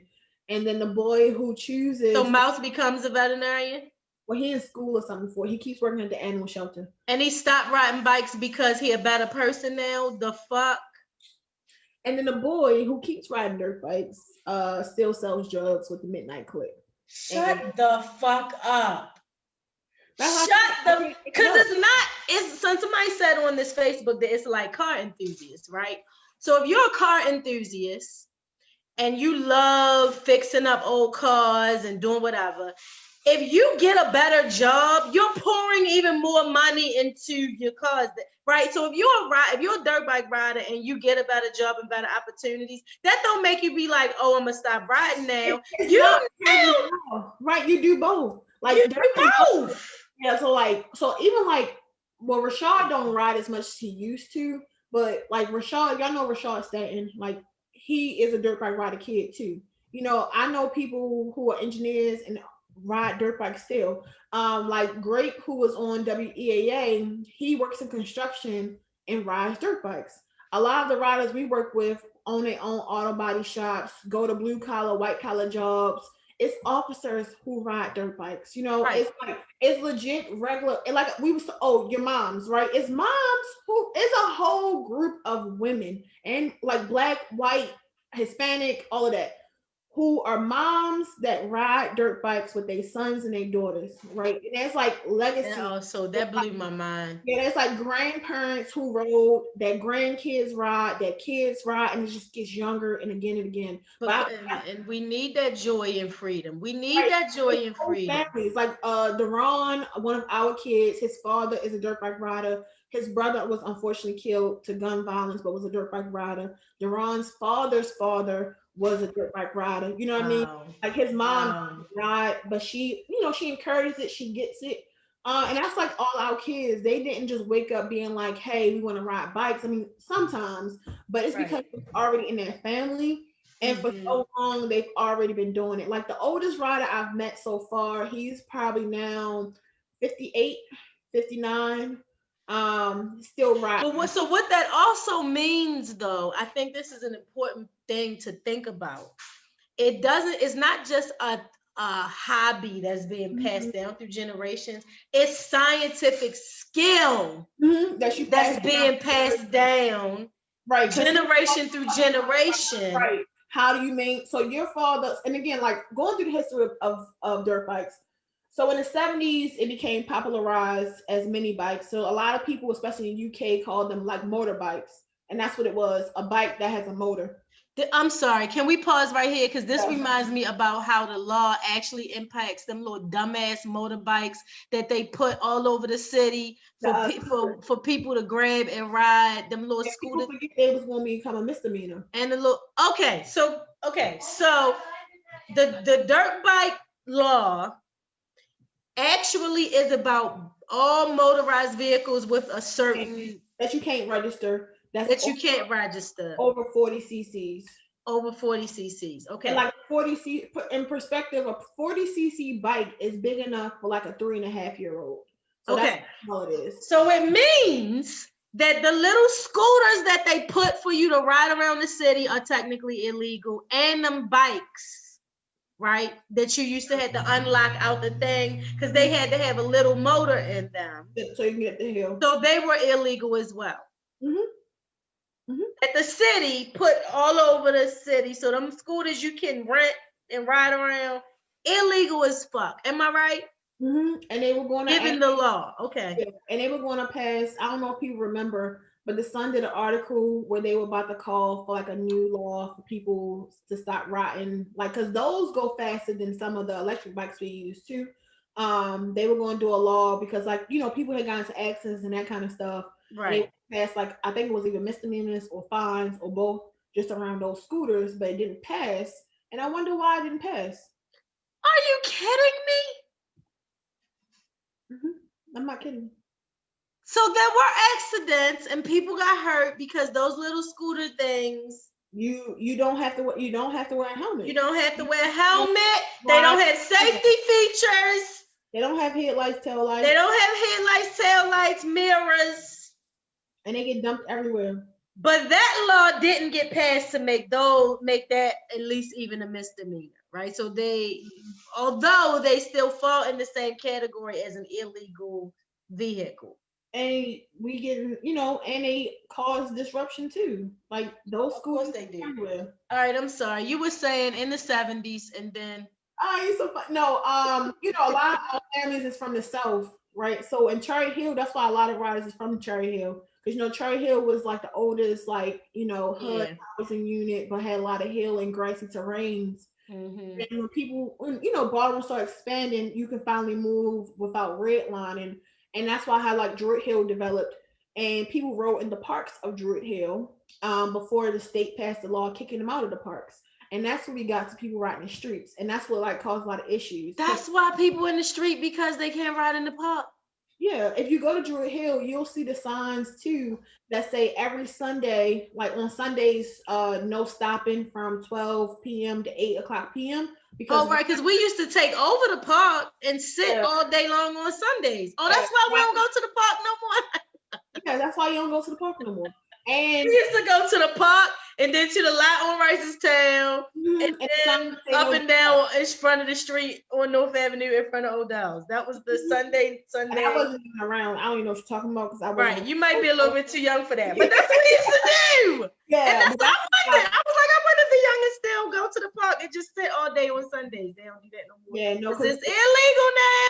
The state passed a law, and that's what forced people in the streets. That's what forced people into the streets. Ain't that a bitch? And then the young kids never knew about the park. So, like, you know, when I say young, for this age group, people that's probably younger than 19, they never seen riders in the park. Maybe people that's younger than 17. No, even if you was 19, you barely was old enough. Yeah. They've never seen it in the parks. They don't remember the Sundays. They don't. All they know is that you ride in the street, right? They don't have the packs anymore, right? Because the OGs controlled the packs, right? You will see the riders come from Cherry Hill, the riders come from Monument Street, then everybody would meet up at Sundays at Druid Hill Park. At Druid Hill Park, yeah. West would get along with the car clubs, all that kind of stuff. And the car clubs would race up and down there, because that's why we would go to the lot up on Ricestown, because then they would have the draft races. Yeah, for nighttime. I used to hear that when I was young. Yeah, but then all of that, you know, you disrupt the natural ecosystem because then you target the OGs. So now we will see the riders in Fells Point, Federal Hill, random times of the day, because they don't have that overhead. Like, you don't have those OG riders that control the packs, because they're not risking they're not going to risk themselves no more to go to jail and be targets, because we've seen how that's played out for them too. Right. And now the younger people is like, you know, we're going to ride, we're going to do whatever, because one is fun. It's, you know, release and expression, but it's also a form of protest. Yeah. I think we just got to think better on the systems we keep creating, how we're, you know, we're not saving people. I always remind people that that's not what it is, but we need to give people options and choices. And the only way to do that is through policy reform. If you ride B360, that's a choice. If you choose to ride in the streets, that's your choice, but you should have the option to do so. The problem right now is it doesn't matter if you want to ride in a safe space or if you don't. Either way, those options. It's illegal. Either way. They can lead to jail. Either way, you go to jail. I want confiscated bikes to come to us for programming so we can fix them, repair them. And fix them and use them for programming, right. I want money from the city for fines to go to B360. And if you're going to invest in a Dirtbike Police Task Force and Foxtrot, which costs, I don't even know what Foxtrot costs, but I'm going to say probably $16,000 on the low end. That's enough money right there for us to support at least 2 or 3 jobs for programming and more. So put that money back into programming if that's what you right. And just balance it out. We're not even saying get rid of the Dirtbike Task Force. I'm saying make sure that we have options and opportunity on this side, people to do stuff. And you're going to have a task force, they should be upholding fines, not misdemeanors, where the fine amount goes to programming and the other half is used in the city government to support like healthcare and all that other stuff, education, and the fund that's separate. And they need to make more transparency around how to get permits for stuff that we want to do, like community events that we want to, I know, but I'm just saying, right? Like the fact that nobody can tell us who gives permission for illegal dirt bikes to be in our city for events that make other people millions of dollars. But then we're not trying to make no money. We're just trying to make love and joy in the city. I mean, but even we can't get it. We can't get enough. I mean, the city, and that's why I say it's like a missed opportunity, right? We can do all of the events. It's going to be a missed opportunity. Get all the people to support. And Baltimore is behind because easily we can do something in the Preakness. For years, people have been trying to figure out what to do in that space. Right. Let us, not the city, and that's why I keep reminding the city. I'm not even saying y'all need to take responsibility. Let us have an event where we just block off the streets for a day. Travis Pastrana is about to do the same thing in Annapolis. He's one of like the best white dirt bike riders that do stunts and do tricks.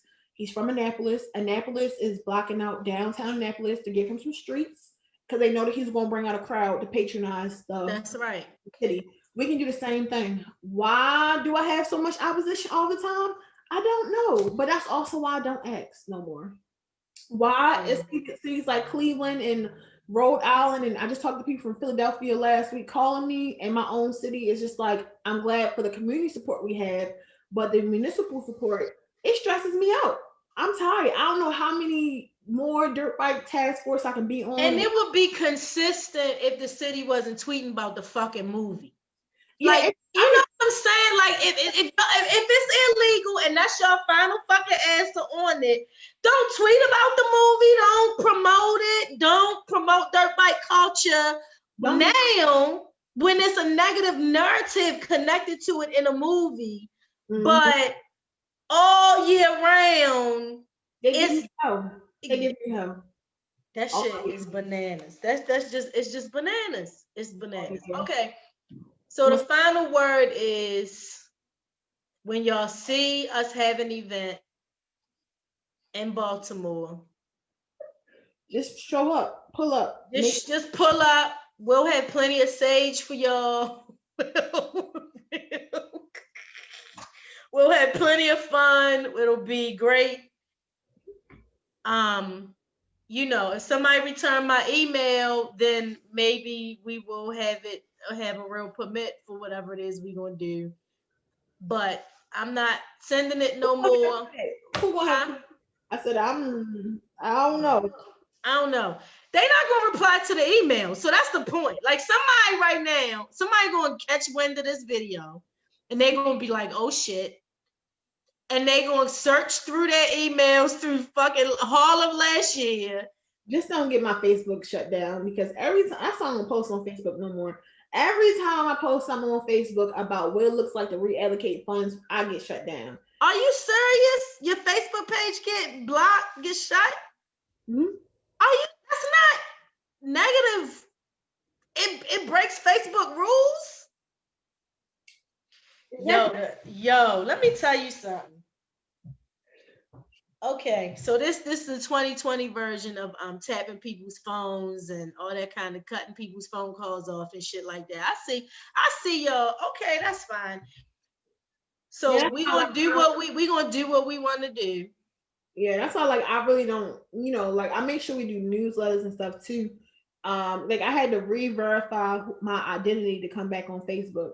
Like, I had done something for Collect to Give where I had to do a video about what we do. That was posted. Then the following week, my Facebook was disabled and I had to upload my license.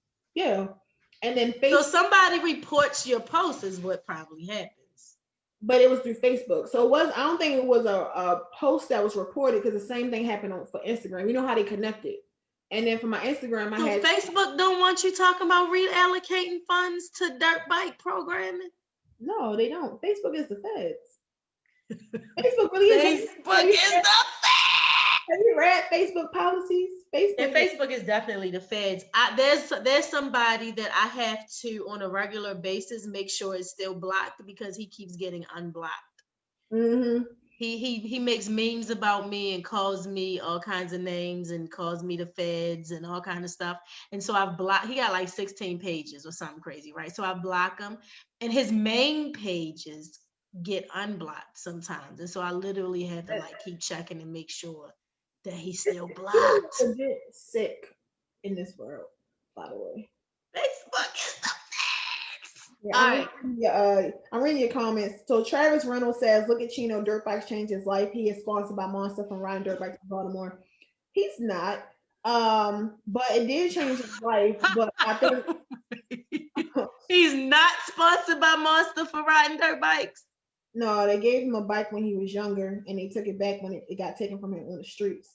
And that's an example some shit of like poverty pimping. But what I like about Chino, right, is that yes, he got an opportunity, and now he's with Rock Nation, and I'm proud to see that. But that's also when people point out one person that made it from Baltimore, that's not the everyday kid's opportunity, right, because these policies in place, and that's not.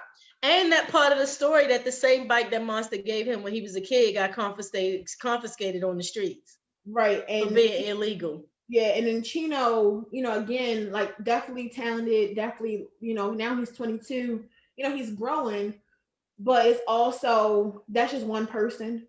And a lot of kids look up to Chino, as they should, but we haven't provided ways for there to be more chinos that can get Right. For them to have a clear path on the road that he's carving out. Yeah. Yeah, that's good. and somebody says a documentary needs to be done in order to shine these young people in the proper light. I agree. We actually have a TED talk we filming next month. We were supposed to be in Canada this month to actually do a show. I mean, not this month.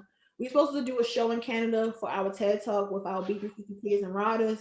COVID hit. That stressed me out. But Damn. I will see that. Yeah. Damn. Travis says, are the laws the same in Baltimore County? No. The Yeah, laws, that's a good question. So can we so we're not gonna do an event in Baltimore County though. We're gonna do this shit in Baltimore City.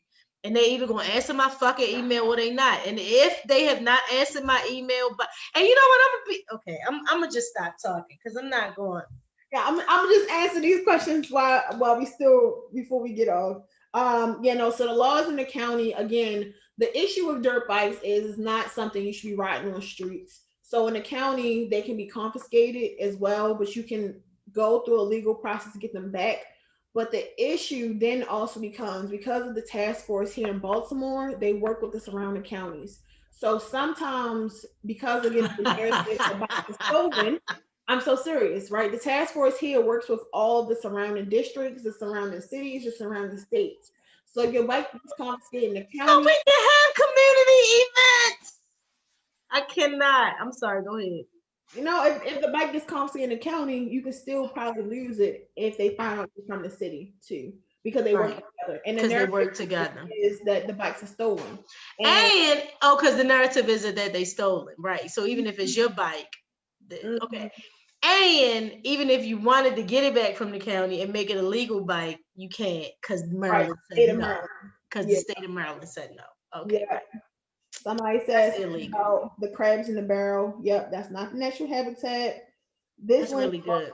be refocused. When I'm in other states and watch local news, Baltimore is always portrayed as a corrupt combat zone. We agree, Melissa, and that's why we want more people to learn about the work that we all do. And again, Right. Baltimore is not monolithic. While there are people who do experience trauma, I mean, we all do, especially as Black people, but it's not the trauma that we experience, which provides the outcome, is a system that allows for the trauma to grow. That's Right? right. So I think that's important because it's not that just being Black itself is a trauma.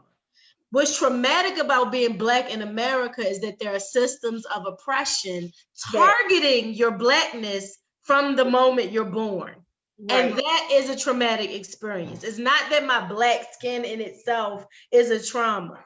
right. It's the system Right. that It's allows. the Like, system. I always Right. tell people look at like me and my brother. My youngest brother's in jail right now. We come from a two-parent household. I'm here on Facebook Live with y'all, right? So again, it's Right. not. But two, we both can wind up in jail. I can also be Facts. hashtag in the same way. But the only thing like with Black families is we can get a generation removed from poverty and a generation from sharecropping and a generation for whatever, Right. but it takes only one. I think the thing is it takes three generations to build wealth in Black communities, but it takes one generation to go back into poverty. And I've seen that no Damn. right. I just recently learned Damn. this a little thing for y'all. We really gotta go. My great grandmother is from London. She was actually a free woman. Her family is free people, and that's a whole different thing I gotta like unpack on. Wow. Nobody never told us that.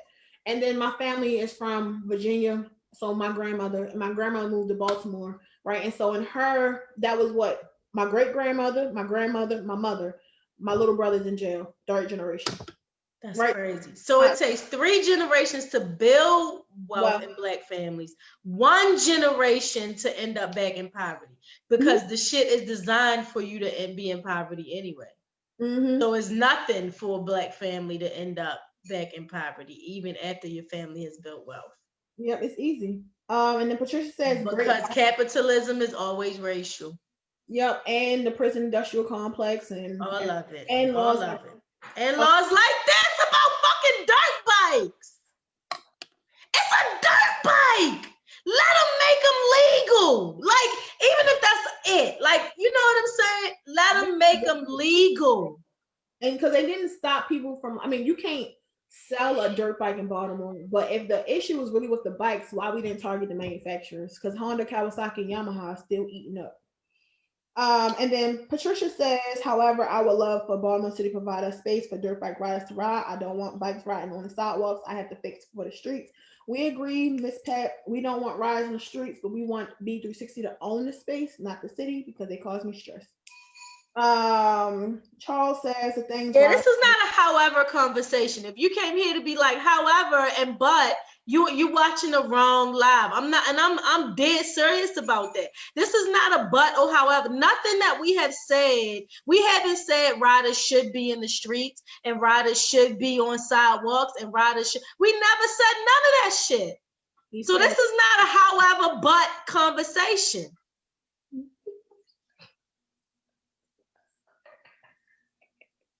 I just put my head down. I love that you can, because people we're saying all true shit. Okay, and if you don't like dirt bikes, that's great. That's fine. But that is this is not a but they need to. We telling you everything that's happening, right? We saying it.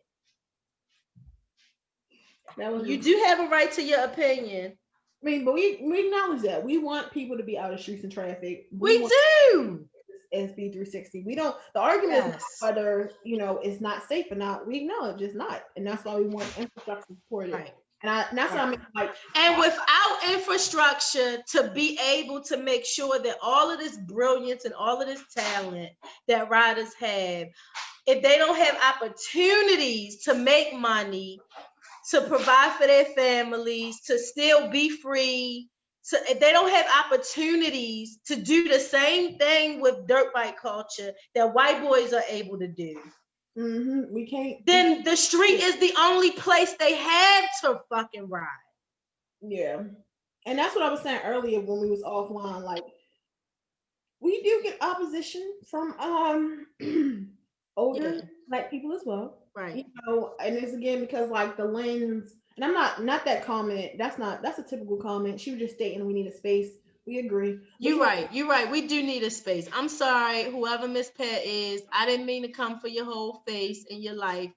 You're right. We do. I'm just saying, I want us to be conscious of our wording when we're talking to one another, because it becomes adversarial when there are conversations like this and people reply with but and however. That says something, that you're commenting something opposite of things we've said. So I'm just asking people, be conscious on my page about comment with however and but to true experiences that we're getting. Because what you're really doing is agreeing with everything we're saying. So and is the word you're looking for to start your comment with. And I agree, riders should not be on the sidewalk. We will go, yes, that's what we said. We gotta get the fuck off. We should go. I done blessed 7 murder spaces today, so I already started this conversation. I have room in me for nothing but, yeah, okay. Now, I want to say, so Brittany, huh? Oh, love you. I didn't take it personal. I hope you didn't personalize my comment. Nope, Miss Pat, we didn't take it. Oh, no. Erricka is just a loose cannon. She is, and Brittany is. I'm just used to it. I'm reserved. All of this is new to me. It's only 3 years new, so I'm still just zapping out all the time. I'm a loose cannon. Anything that I'm like, what you say? All right, so I'm sorry. It gets frustrated for me because I really don't even have the luxury to be frustrated no more, because it's just right, because you're doing this work every single day, so you can't zap out at every moment oppression, or else you wouldn't get the work done. I get it. It's how I am about violence and murder. I tell people, don't tag me in all y'all debates about what need to happen with violence and what need to bring it down. I don't want to be tagged in them conversations. I'm busy. Yeah, I mean, because I can't be getting mad about every comment people have about the murder rate. I can't do it. I'm addressing the murder rate. What we can do is encourage people to make sure you donate to B360 Baltimore. That's right. It's B360baltimore.org. Baltimore Ceasefire and community. Where can they find y'all on Instagram? B360 Baltimore on Instagram and Facebook, Twitter B360BALT, and our website again is B360baltimore.org. We're about solutions, safe spaces, opportunities, trying to move Baltimore forward together and not opposition. Yeah. Okay. Brittany, thank you so much for having this conversation with me. Thank you. It'll be on my page. I'm gonna figure out how to rip it from Facebook and download it, so maybe it can be even a YouTube video that people can share. Well, I should have recorded it on Zoom, and I didn't even think about it. I don't know why. I was so busy being mad and ready to start talking. I forgot. Yeah, so, I think the key takeaway is just because I know people, because people want to go and watch certain parts. If you do, just remember what we said. We are about getting riders safe spaces and opportunities. Yeah, wanting people to ride in traffic. We want B360 to own a space for these opportunities. Yeah. And we love this city. We want to help de-stress the city, and we want less reliance on the government, because that is not their place all the time. But we just need support from everybody and the government to move forward. Yes. And it is violent to continue to purposely tell negative, violent narratives about Black people. That is called violence against Black people, when you keep doing that on purpose. And you take something that a city loves, like dirt bike culture, and you keep purposely portraying that culture as something horrible and toxic, when it's about freedom and joy for the people that's actually participating in it. That's called violence. Yeah, so stop being violent to our city and to our riders and to our Blackness. Yeah, to Blackness. And I appreciate you making this time. Love Black people, not just Black culture, goddamn it. Yeah, and pay for it. Right! Okay, all right, I'm gonna stop talking. Go. We love y'all. Thank y'all very much. I appreciate you. I appreciate you too, Brittany. I'll see you in the street when we doing whatever we want to do. Yeah. Bye, Baltimore. Every residents go to donate so that dirt bike riders can have a space to ride. You go to Miss Pat. You go to b360baltimore.org/donate, because we want to have the space. I'm gonna drop it. Put it in there. I'm gonna wait. So put the link in there. Let me know when you sent it, so I can, then I'll end the Zoom.